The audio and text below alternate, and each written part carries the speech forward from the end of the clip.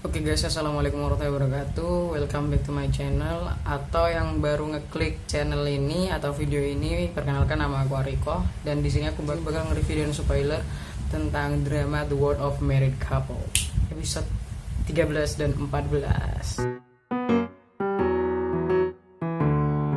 Di episode 13 itu cuman skin-skinnya itu cuman kayak ngasih tau bahwasannya Junyoung itu klepto, membuktiin bahwasannya Junyoung klepto dengan adanya perkelahian antara Junyoung sama temennya yang anaknya calon politikus itu. Jadi di episode 13 fokus sama hal itu, dan juga di episode 13 itu kayak Junyoung itu nunjukin kebenciannya ke ibunya gitu. Nah, kenapa hal itu terjadi? Itu dijawab di episode 14. Yang jelas di episode 13 ini Junyoung bener-bener kayak kecewa sama orang tuanya. Dan di episode 14 sebelumnya kan ada skin bahwasannya Lee Tae-oh sama si Ji-sun Woo itu sleepover kan ya. Oke. Nah, di episode 13 itu mereka itu ngomong bahwasannya ya udah anggap aja ini nggak ada apa-apa di antara kita cuman kayak ini sebuah kesalahan semata, kita sama-sama mengubur ini dalam-dalam gitu, kayak memang nggak mau ngelanjutin hal ini gitu. Jadi di episode 13 itu isinya kayak gitu. Dan juga untuk Rim temennya Ji-sun Woo juga itu mereka kan cerai itu di episode 13, bener-bener suaminya tuh kayak minta rujuk gitu, bukan rujuk sih ya, nggak apa-apa, kita sudah melewati semuanya gitu, kita sudah melewati pernikahan, kita juga sudah melewati perceraian, kenapa kita nggak nyoba untuk pacaran, karena sebelumnya kita nggak pernah pacaran, karena kita nikah itu dijodohin gitu.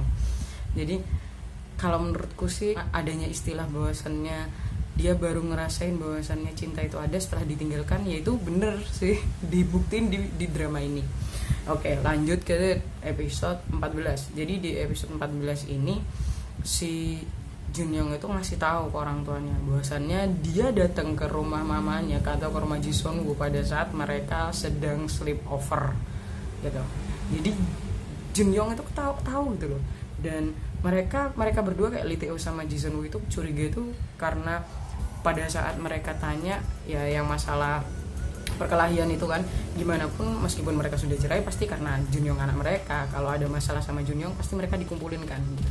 Lah setelah dikumpulin itu mereka itu kayak tanya gitu ke Junyoung, kenapa kamu lakuin ini gitu, kenapa, terus apa kamu bener-bener mencuri gitu loh. Ya aku ngambil, alah cuma snack kayak gitu aja, kenapa kok dipermasalahkan gitu. Pokoknya Junyoung itu kayak gitu, kenapa kok semuanya itu gampang banget buat kalian berdua orang dewasa gitu, kenapa kok gampang banget, sedangkan kalian membuat rumit masalah kecil hanya karena kayak gini untuk aku gitu. Nah dari kata-kata itu akhirnya mereka berdua kayak curiga apa yang buat Junyoung berkata seperti itu gitu. Nah akhirnya di episode 14 ini dijelasin bahwasannya Junyoung itu datang ke rumahnya Ji-sun Woo pada saat mereka sleepover, dan Junyoung itu kayak ngerasa kalau kalian itu memang bener-bener kayak marah lah gitu ya, kenapa kalian cerai kalau misalnya memang akhirnya kalian tetap kayak gini gitu loh, kenapa kok harus seperti itu. Dan di episode 13 dan 14 tuh aku bener-bener kayak kagum gitu loh sama Dakyeon gitu, bukan kagum gimana ya, tapi kayak Dakyeon itu bener-bener kayak berusaha untuk nerima Junyoung meskipun ada niat lain di balik itu. Setidaknya dia kayak bener-bener mau nyayangi Junyoung lah gitu, kayak dia berusaha untuk sebelumnya kan dijelasin bahwasanya dia mau ngusulin Junyoung untuk keluar negeri, kemudian dia juga kayak pokoknya masalah ini akhirnya nggak dianggap serius karena diselesaikan sama Lee Dakyeon, dan itu diselesaikan pada episode ke 13 atau ke 14 gitu. Jadi awalnya kan si ibunya temennya itu sama si Ji-sun Woo itu kan kayak kucing sama anjing tuh. Akhirnya sampai Ji-sun Woo itu bener-bener mohon ke mamanya dia itu sampai berlutut gitu loh. Nah akhirnya pada saat Ji-sun Woo berlutut itu Lee Dakyeon masuk, sedangkan Lee Dakyeon itu kayak dipuji-puji gitu sama ibunya si temannya Junyoung itu.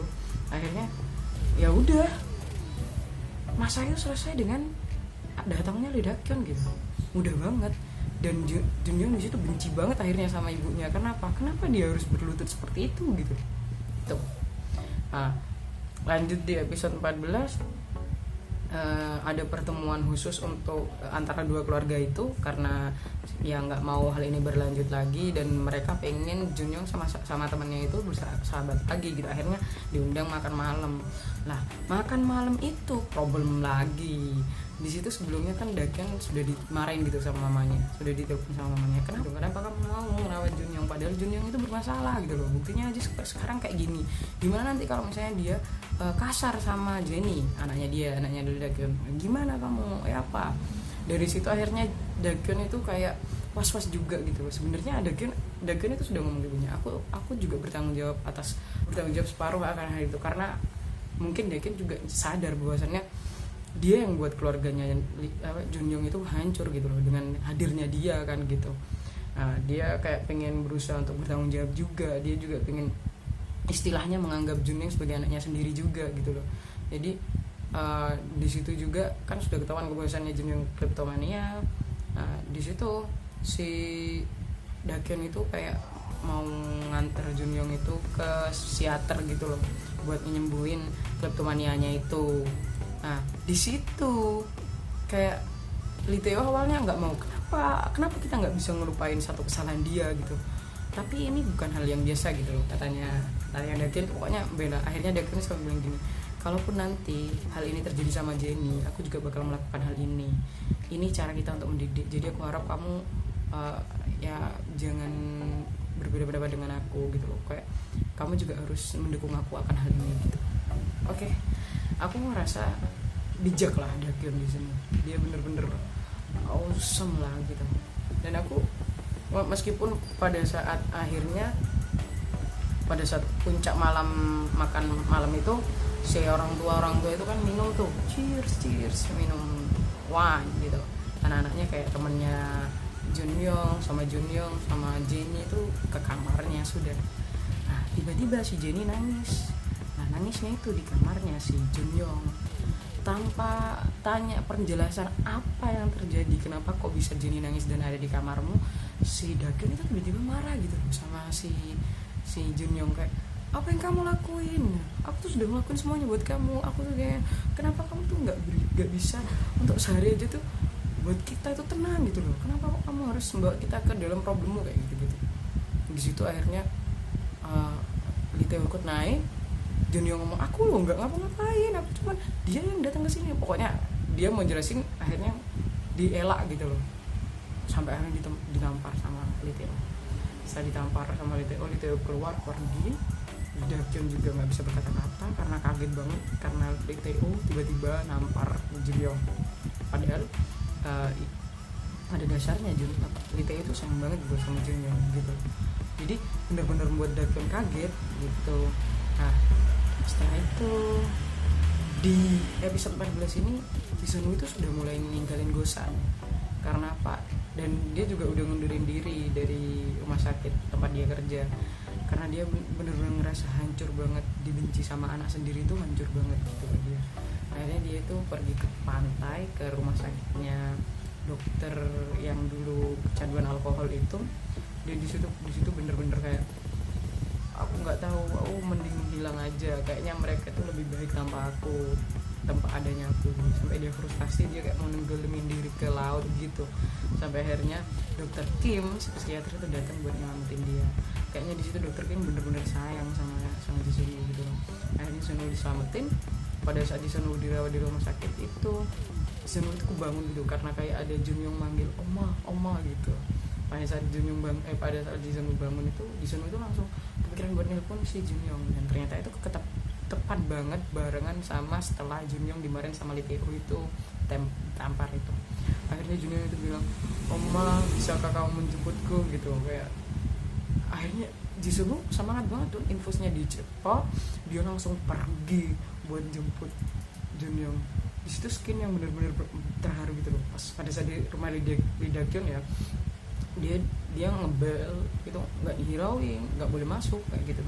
Akhirnya dia nelpon Junyoung, oma di depan, cepat keluar gitu. Akhirnya Junyoung tuh lari. Di situ Dakyun marah, kamu mana, kamu tuh kembali ke kamar kayak gitu. Akhirnya Junyoung nggak mau pikir panjang, akhirnya dia lari sampai nggak pakai sepatu dia untuk nemuin ibunya. Dia mau balik ke Jisoo.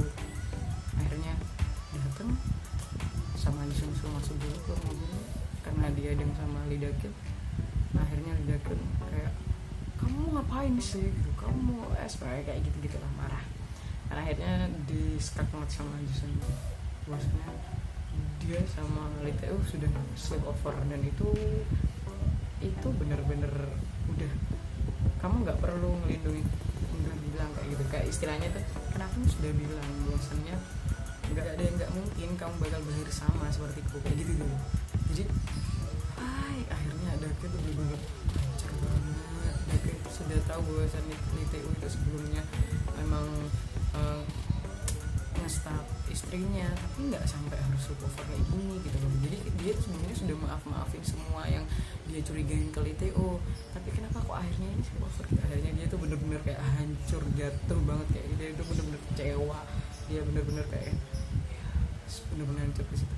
Dan di previewnya untuk episode 15 kayaknya dia udah bener-bener mau ninggalin Lee Tae-woo, dan di situ juga kayaknya Jisoo juga ninggalin Lee Tae-woo. Jadi memang yang bermasalah di sini kan aku dari awal udah bilang Lee Tae-woo yang bermasalah. Jadi soalnya sebelumnya pada saat Jisoo jatuh itu, Jisoo bener-bener kayak mau bunuh diri, Lee Tae-woo tuh nyari. Lee Tae-woo pun tahu ngeliat tuh Dr. Kim meluk Jisoo nyelamatin sendiri gitu. Ya bodoh juga sih Lee Tae-woo, kenapa Wong Da-kyun tuh udah baik banget gitu loh ke dia, gitu aja. Jadi untuk mau buat tahu yang selanjutnya, keep watching aja karena ini cukup menarik juga. Sekian dari aku, thank you sudah nonton, jangan lupa subscribe, comment, and like.